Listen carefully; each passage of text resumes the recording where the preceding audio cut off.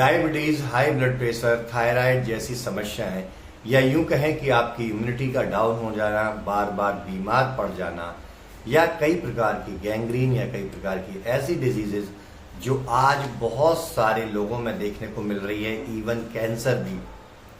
क्या इसके पीछे एक रीजन हो सकता है जिस पर कोई ज्यादा बात नहीं कर रहा? यूट्यूब पर आप सर्च करते हैं तो एका दुक्का वीडियो देखने को मिल जाते हैं। तो आज इस वीडियो में मैं आपको डिटेल में बताऊंगा कि कैसे ये हमारे शरीर में बीमारियां आती हैं और हम इनसे कैसे बच सकते हैं। दोस्तों, हमारे शरीर का निर्माण आयुर्वेद कहता है कि 7 धातुओं से मिलकर के हुआ है।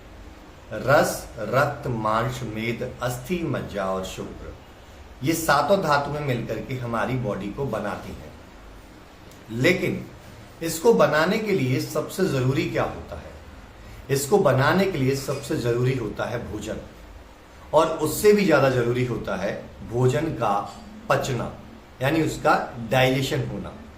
केवल आंतों के स्तर पर ही नहीं, हमारी छोटी छोटी कोशिकाओं के स्तर पर भी डाइजेशन होना आवश्यक है। इसके ऊपर कोई डिटेल में अभी चर्चा नहीं कर रहा है और ना ही आप और हम इस पर ध्यान दे रहे हैं। हम अपने पाचन को किस तरीके से समझते हैं कि हमारा नॉर्मली पेट साफ हो जाए, या फिर हमें भूख सही लग रही है तो वो हम पाचन में समझ लेते हैं। जबकि भूख सही तरीके से लगना, इसको दीपन बोला गया है। और आपके शरीर में हल्कापन रहना, शरीर में वीकनेस महसूस ना होना, आपका चिड़चिड़ापन ना लगना, इस प्रकार के लक्षणों को पाचन में समझा गया है। अगर आपका पाचन डिस्टर्ब होता है तो 7 धातुएं प्रॉपरली नहीं बन पाती हैं। कोई धातु बहुत ज्यादा बन जाती है, कोई कम। फॉर एग्जाम्पल, आपकी बॉडी में मेद धातु बहुत ज्यादा बन गई तो आप मोटे हो जाएंगे। आपकी बॉडी में डिसलिपिडेमिया की कंडीशन बन जाएगी। कोलेस्ट्रॉल, ट्राइग्लिसराइड जैसे तत्व बॉडी में बहुत ज्यादा बढ़ सकते हैं, जो कि रीजन हो सकता है हाई ब्लड प्रेशर का, जो कि रीजन हो सकता है डायबिटीज का, जो कि रीजन हो सकता है रक्त के थक्का जमने का।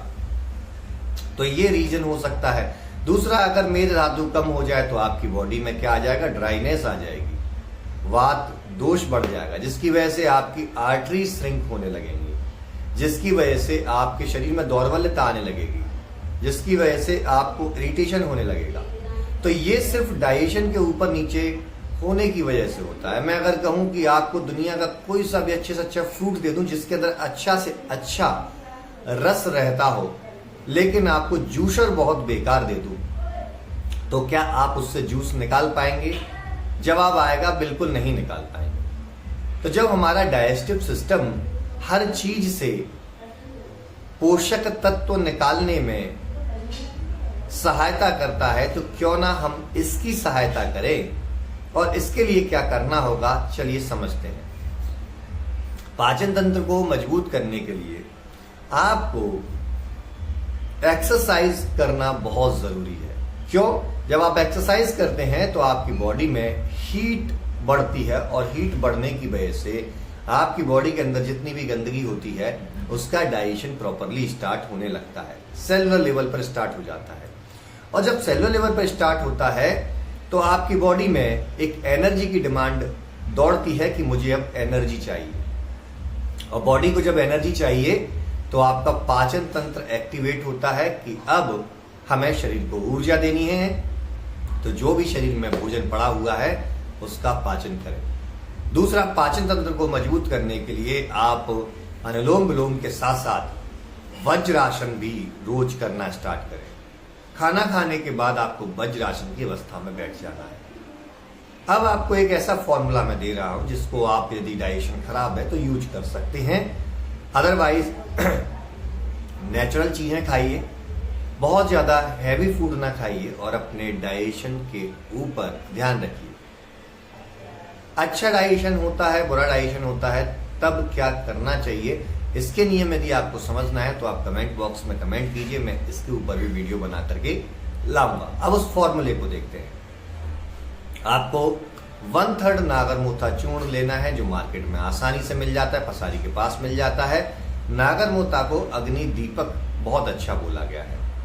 1/4 आपको ड्राई जिंजर यानी शुंठी चूर्ण लेना है और उसमें थोड़ा सा सेंधा लवण मिला करके नींबू निचोड़ के खाना खाने के बाद या खाना खाने से पहले जब आपका मन करे तब आप ले सकते हैं। और इसको गुनगुने पानी के साथ लेना है। इसको लेने से आपका डाइजेशन बेहतर होने लगेगा।